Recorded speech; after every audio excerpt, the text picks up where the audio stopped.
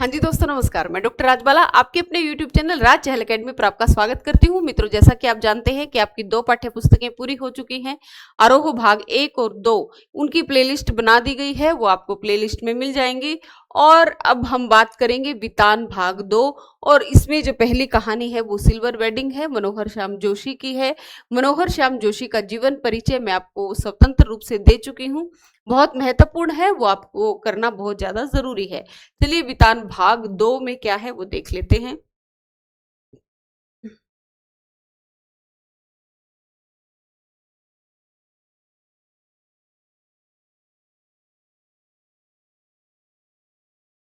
देखिए, इसमें पहली कहानी जो लगी हुई है वो क्या है, सिल्वर वेडिंग है। एक लंबी कहानी है, मनोहर श्याम जोशी की है। ठीक है। और दूसरी कहानी जो है वो क्या लगी हुई है आपकी, जूझ। ठीक है, जूझ। मराठी के प्रख्यात कथाकार डॉक्टर आनंद यादव का बहुचर्चित क्या है, ये एक आत्मकथात्मक उपन्यास है, उसका अंश है। अतीत में दबे पांव, ये क्या है, ऐतिहासिक नगर सभ्यता के विकास को दिशा देने वाली ओम थानवी की एक रचना है। ठीक है। उसके बाद एक रचना है इसमें, डायरी के पन्ने। डच भाषा में 1947 ईस्वी में प्रकाशित हुई थी। और ये जो है वो यंग गर्ल के नाम से लिखी थी। ठीक है, एनी फ्रैंक ने, उनकी ये रचना है। हम्म, बस इतना ही है इसके अंदर। मतलब 5 रचनाएं जो हैं वो इसमें दी हुई है। 4 कौन कौन सी है, सिल्वर वेडिंग, जूझ, अतीत में दबे पांव और डायरी के पन्ने। ठीक है, ये सारी हम करेंगे। चलिए सबसे पहले हम सिल्वर वेडिंग की बात करते हैं।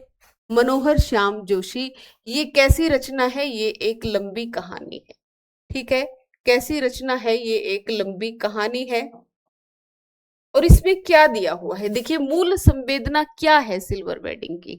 मूल संवेदना ये है, इसके अंदर क्या है, इसके अंदर 2 पीढ़ियों का वैचारिक द्वंद्व दर्शाया गया है, वैचारिक अंतराल दर्शाया गया है कि किस प्रकार जो पुरानी पीढ़ी है वो पश्चिमी जो सभ्यता है या फिर आजकल आजकल की जो आधुनिकता है जिसके रंग में हमारे युवा रंगते जा रहे हैं, लेकिन जो पुरानी पीढ़ी है उसे ये आधुनिकता और पश्चिमी जो दिखावा है ये बिल्कुल भी पसंद नहीं है। और जब हमारी पुरानी पीढ़ी के लोग और नई पीढ़ी के लोगों में इस तरह से वैचारिक मतभेद होता है तो किस प्रकार एक व्यक्ति अकेला पड़ जाता है, तो वो सारी चीजें यहाँ पर दिखाई गई हैं। चलिए इसको पढ़ते हैं। जब section officer Y D, Yashodhar, Yashodhar का जो निक नेम है वो क्या है, वाई डी। ठीक है, Yashodhar Yadav, Yashodhar Pant, sorry, Y D Yashodhar Pant ने आखिरी फाइल का लाल फीता बांधकर निगाह मेज से उठाई, तब दफ्तर की पुरानी दीवार घड़ी 5:25 बजा रही थी। कितना टाइम हो रहा था, 5:25। ये आपके पेपर में आया हुआ है ज्यों का त्यों।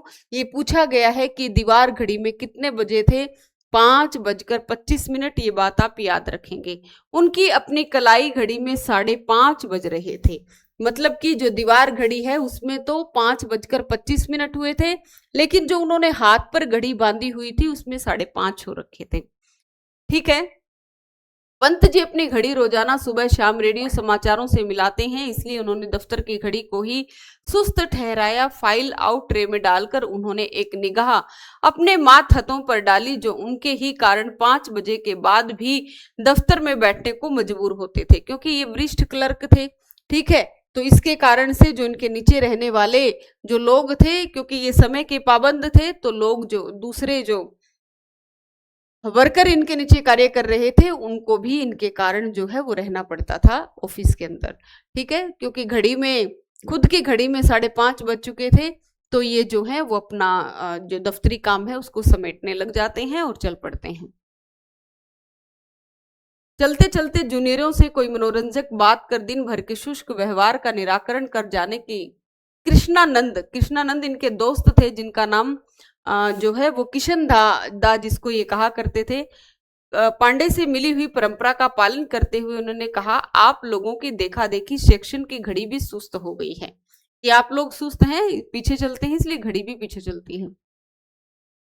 सीधे असिस्टेंट ग्रेड में आए नए छोकरे चड्डा ने, जिसकी चौड़ी मोहर वाली पतलून और ऊंची एड़ी वाले जूते पंत जी को समहाउ इम्प्रॉपर मालूम होते थे। देखिए ये शब्द, ये पंक्ति जो है वो बहुत बार आती है इस कहानी में, और यहाँ से भी प्रश्न बना हुआ है कि जो है वो विभिन्न प्रकार के तामझाम जो हैं वो यशोधर पंत को कैसे लगते हैं, तो कैसे लगते हैं, समहाउ इम्प्रॉपर मालूम होते हैं। थोड़ी बदतमीजी सी वो करता है, कौन, चड्डा, ठीक है।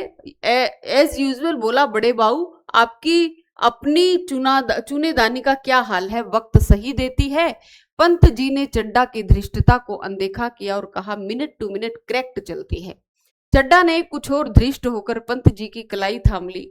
इस तरह की धृष्टता का प्रकट विरोध करना यशोधर बाबू ने छोड़ दिया था कि यहाँ ये बताया गया है कि जो नए लड़के हैं वो किस प्रकार से अपने सीनियर की इज्जत नहीं करते हैं, वो किस प्रकार से धृष्टता कर डालते हैं, उन्हें नहीं पता होता कि सीनियर जूनियर में क्या गैप रखना होता है, तो वो इस चीज को भूल जाते हैं। लेकिन यशोधर बाबू कहते हैं कि मैंने इस तरह लोगों की जो इस तरह की कमियां हैं उन पर गुस्सा करना छोड़ दिया है।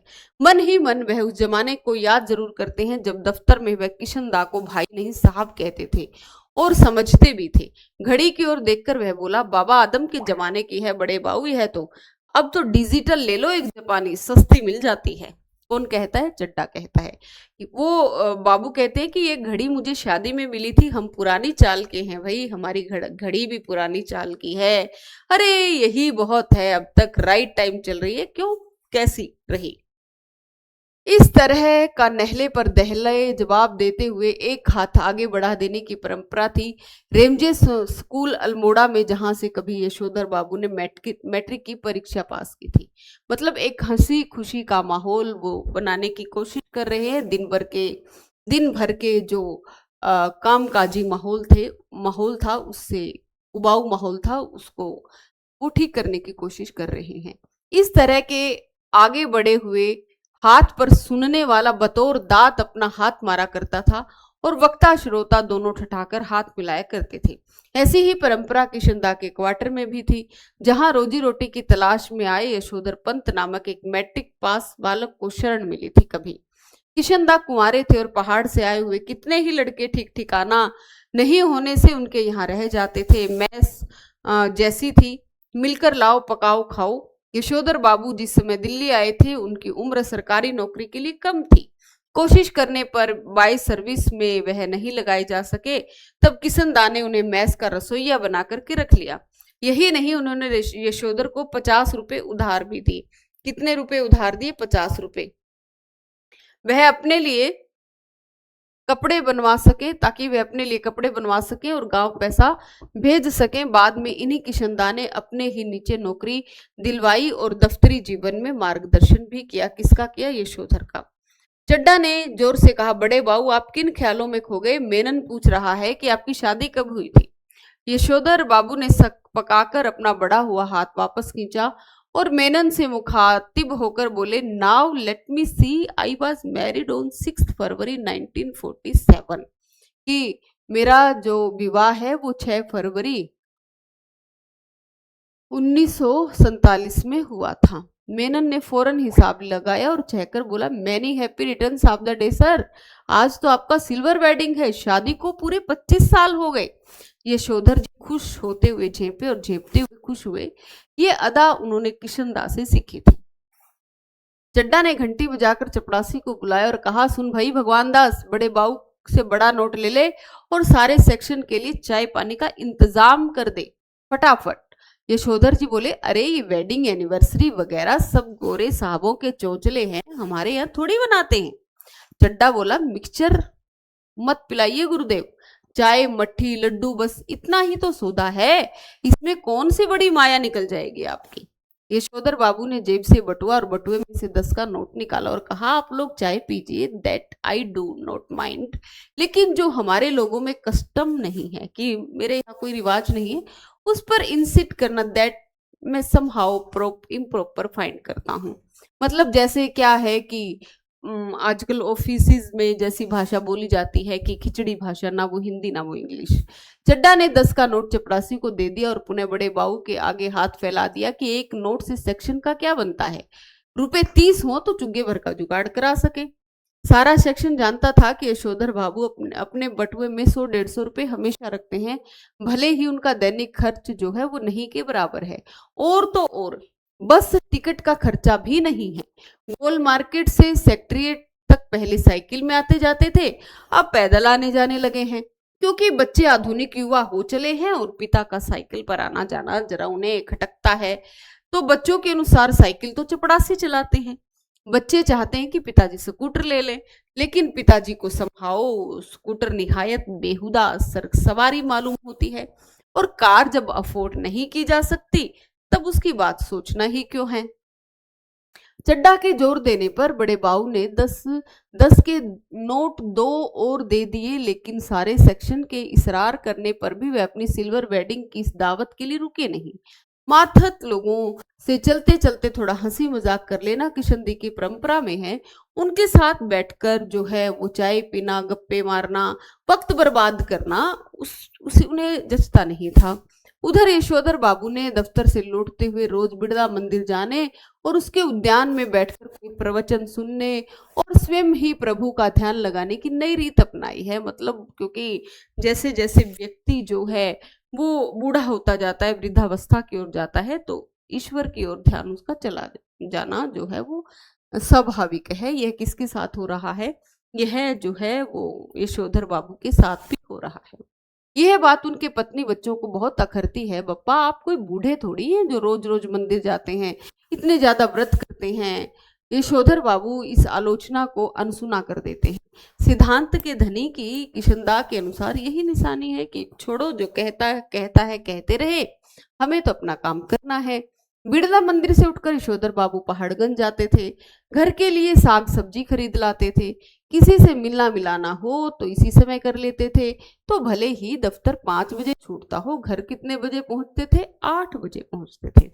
आज बिड़ला मंदिर जाते हुए यशोधर की निगाह उस अहाते पर पड़ी जिसमें कभी किशनदा का 3 बेडरूम वाला क्वार्टर हुआ करता था और जिस पर इन दिनों एक 6 मंजिला इमारत बनाई जा रही थी।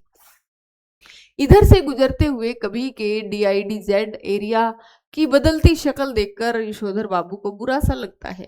ये लोग सारा गोल मार्केट क्षेत्र तोड़कर यहाँ एक मंजिला क्वार्टरों की जगह ऊंची इमारतें बना रहे थे। यशोधर बाबू को पता नहीं कि वे लोग ठीक कर रहे हैं या गलत। उन्हें यह जरूर पता है कि उनकी यादों के गोल मार्केट के ढहाए जाने का गम मनाने के लिए उनका इन क्षेत्र में डटे रहना निहायत जरूरी है। उन्हें एंड्यूसगंज, लक्ष्मीबाई नगर, पंडारा रोड आदि नई बस्तियों में पद की गरिमा के अनुरूप D2 टाइप क्वार्टर मिलने की अच्छी खबर कई बार आई है, मगर हर बार उन्होंने गोल मार्केट को छोड़ने से इनकार कर दिया। जब उनका क्वार्टर टूटने का नंबर आया तब भी उन्होंने इसी क्षेत्र की इन बस्तियों में बचे हुए क्वार्टरों में से एक अपने नाम अलॉट करा लिया। पत्नी के यह पूछने पर कि जब यह भी टूट जाएगा तब क्या करोगे, तो उन्होंने कहा तब की तब देखी जाएगी, कहा और उसी तरह मुस्कुराए जिस तरह किशनदा यही फिक्रा कह करके मुस्कुराते थे। मतलब कि किशनदा कौन थे? इनके जो है वो बहुत पसंदीदा व्यक्ति थे। सच तो यह है कि पिछले कई वर्षों से यशोधर बाबू का अपनी पत्नी और बच्चों से हर छोटी बड़ी बात में मतभेद होने लगा है। इसी वजह से वह घर जल्दी लौटना पसंद नहीं करते। जब तक बच्चे छोटे थे तब तक उनकी पढ़ाई लिखाई में मदद कर सकते थे, अब क्या करें बेचारे। अब बड़ा लड़का एक प्रमुख विज्ञापन संस्था में नौकरी पा गया है। अब ये पूछा जा सकता है कि बड़ा लड़का क्या काम करता है? विज्ञापन संस्था में नौकरी करता है, ठीक है। और यद्यपि समहाउ यशोधर बाबू को अपने साधारण पुत्र को असाधारण वेतन देने वाली ये नौकरी कुछ समझ में नहीं आती। वह कहते हैं कि 1,500 रुपया तो हमें अब रिटायरमेंट के पास पहुंचकर मिला है। शुरू में ही 1,500 रुपया देने वाली इस नौकरी में जरूर कुछ मतलब दाल में काला है। यशोधर जी का दूसरा बेटा दूसरी नौकरी में जरूर कुछ दूसरा बेटा दूसरी बार IAS देने की तैयारी कर रहा है। यशोधर बाबू के लिए समझ सकना संभव है कि जब यह पिछले साल एलाइड सर्विसेज की सूची में माना काफी नीचे आ गया था, तब इसने ज्वाइन करने से इनकार क्यों कर दिया। उनका तीसरा बेटा स्कॉलरशिप लेकर के अमेरिका चला गया है। मतलब 3 बेटे हैं। कितने बेटे हैं यशोधर बाबू के? 3 बेटे हैं। एक बेटा विज्ञापन कंपनी में नौकरी करता है, दूसरा आईएएस की तैयारी कर रहा है, और तीसरा क्या कर रहा है? तीसरा जो है वो अमेरिका चला गया है, ठीक है, स्कॉलरशिप लेकर के। उनकी एकमात्र बेटी ने केवल तमाम प्रस्तावित वर अस्वीकार करती चली आ रही है, बल्कि डॉक्टरी की उच्चतम शिक्षा के लिए स्वयं भी अमेरिका चले जाने की धमकी दे रही है। यशोधर बाबू जहां बच्चों की इस तरक्की से खुश होते हैं, वहां समहाओ यह भी अनुभव करते हैं कि वह खुशहाली भी कैसी जो अपनों में परायापन पैदा कर दे। अपने बच्चों द्वारा गरीब रिश्तेदारों की अपेक्षा उन्हें मतलब जो है वो समहाउ जचती नहीं है। एनीवे जनरेशनों में गैप तो होता ही है, सुना, ऐसा कहकर स्वयं को दिलासा देते हैं पिताजी। यद्यपि यशोधर बाबू की पत्नी अपने मूल संस्कारों से किसी भी तरह आधुनिक नहीं है, फिर भी बच्चों की तरफदारी करने में मात्र सुलभ मजबूरी ने उन्हें भी मोड बना डाला है ना। वो भी क्या हो गई? मॉडर्न हो गई है। मॉडर्न को क्या बना दिया ना? मोड बना दिया। कुछ यह भी है कि जिस समय उनकी शादी हुई थी, यशोधर बाबू के साथ गांव से आई ताऊजी और उनके 2 विवाहित बेटे भी रहा करते थे। इस संयुक्त परिवार में पीछे ही पीछे बहुओं में गजब के तनाव थे, लेकिन ताऊजी के डर से कोई कुछ कह नहीं पाता था। यशोधर बाबू की पत्नी को शिकायत है कि संयुक्त परिवार वाले उस दौर में पति ने हमारा पक्ष कभी नहीं लिया, जैसी हर पत्नी की जो है वो शिकायत होती है अपनी पत्नी से, पति से। जब जेठानियों की चलने दी बस। उनका यह भी कहना है कि मुझे आचार व्यवहार के ऐसे बंधनों में रखा गया मानो मैं जवान औरत नहीं बुढ़िया थी। जितने भी नियम इनकी बुढ़िया ताई के लिए थे वे सब मुझ पर भी लागू करवाए, ऐसा कहते हैं मतलब घरवाली बच्चों से ऐसा कहती है।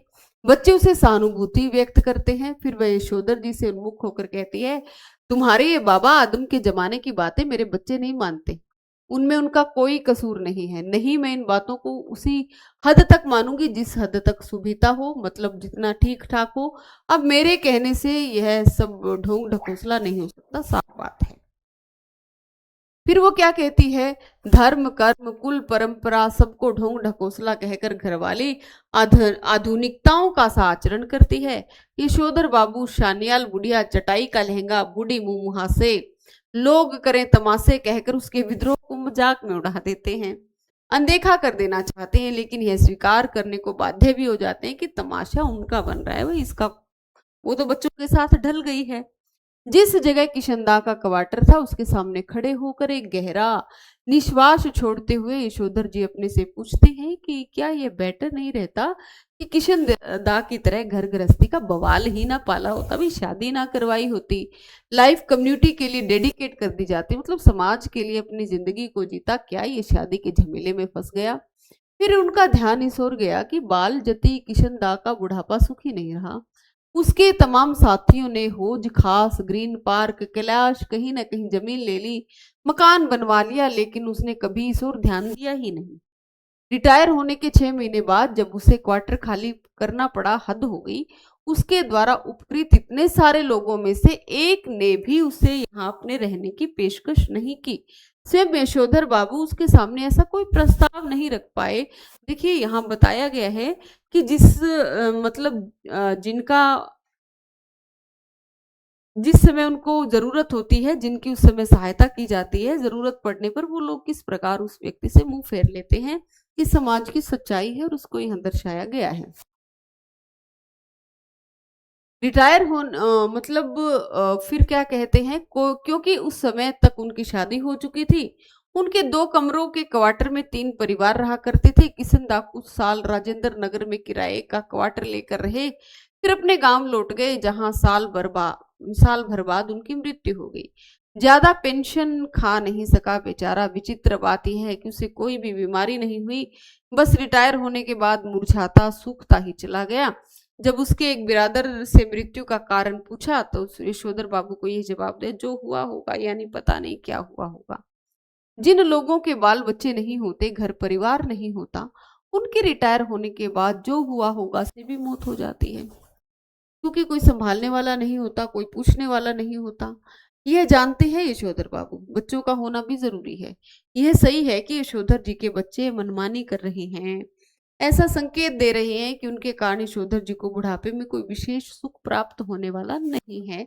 लेकिन यशोधर जी अपने मर्यादा पुरुष कृष्णदास से सुनी हुई यह बात नहीं भूले कि गधा पचीसी में कोई क्या करता है, इसकी चिंता नहीं करनी चाहिए। गधा पचीसी क्या होती है? 25 साल तक की उम्र होती है। ठीक है, बाद में हर आदमी समझदार हो जाता है। यद्यपि युवा यशोधर को विश्वास नहीं होता, तथापि किशनदा बताते हैं कि किस तरह मैंने जवानी में 50 किस्म की खुराफात की थी। ककड़ी चुराना, गर्दन मोड़ के मुर्गी मार देना, पीछे की खिड़की से कूद जाना, सेकंड शो सिनेमा दिखाना, कौन सा कर्म ऐसा है जो तुम्हारे इस किशनदा ने नहीं कर रखा। यानी कि वो क्या कहते हैं कि मतलब कि जिस समय जवानी होती है, जवानी छलांगे मारती है, कुलाचे मारती है, तो हर व्यक्ति कोई ना कोई गलत कदम उठा ही लेता है। तो ये बात जो है कौन कह रहे हैं? ये किशनदा कहते हैं। ठीक है, इससे आगे जो है वो हम अगले व्याख्यान में करेंगे। आज के लिए इतना ही, धन्यवाद।